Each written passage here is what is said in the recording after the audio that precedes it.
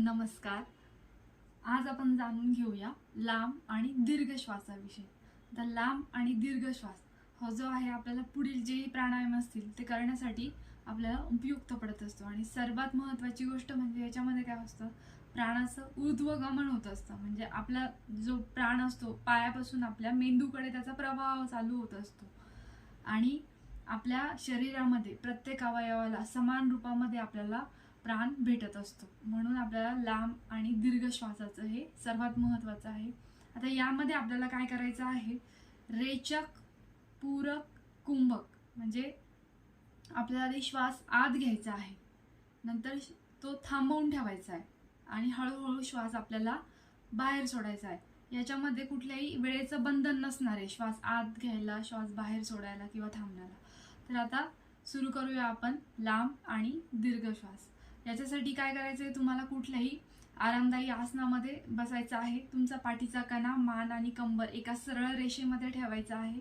डोळे अलगद बंद करायचे आहे. चेहऱ्यावर शांत आणि स्मित असा भाव ठेवायचा आहे. दोन्ही हाताची ज्ञान मुद्रा बनवा आणि गुडघ्यावर ठेवा. आता हळूहळू श्वास आत घ्यायचा आहे. कंठापर्यंत आपला श्वास पूर्णपणे हळूहळू भरत जायचा आहे. आता तुम्हाला आंतरिक कुंभक मध्ये थांबायचं आहे. ओके, आंतरिक कुंभक मध्ये थांबणं म्हणजे काय असतं, मूलबंद आणि जालंधर बंद लावायचं आहे. मूलबंद म्हणजे तुमचे निष्कासन अंग किंवा पेल्विक फ्लोअरचे जे मसल्स असतील त्यांना संकुचित करायचं आहे. आणि जालंधर बंद म्हणजे तुमचे जे गळ्याजवळील मसल्स असतील त्यांना संकुचित करायचं. ठीक आहे. आंतरिक कुंभक झाल्याच्या नंतर तुम्हाला हळूहळू श्वास बाहेर सोडायचा आहे. श्वास एवढा बाहेर सोडायचा आहे की आपली जी नाभी असेल ती पाठीच्या मणक्याला लागली पाहिजे, एवढा श्वास आपल्याला बाहेर सोडायचा असतो. पूर्ण श्वास हळूहळू बाहेर सोडायचा. इथे आपले तिन्ही बंद लागतात, मूलबंद, उडियान बंद आणि जालंधर बंद. याला बाह्य कुंभक असं म्हटलं जातं. आता परत श्वास आत घ्या, आंतरिक कुंभक मध्ये थांबा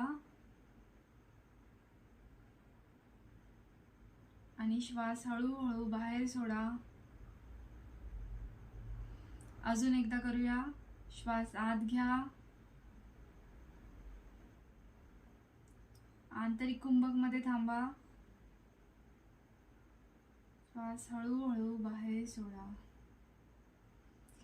ह्या झाल्या आहेत 2 लांब दीर्घ श्वासाच्या आवृत्त्या.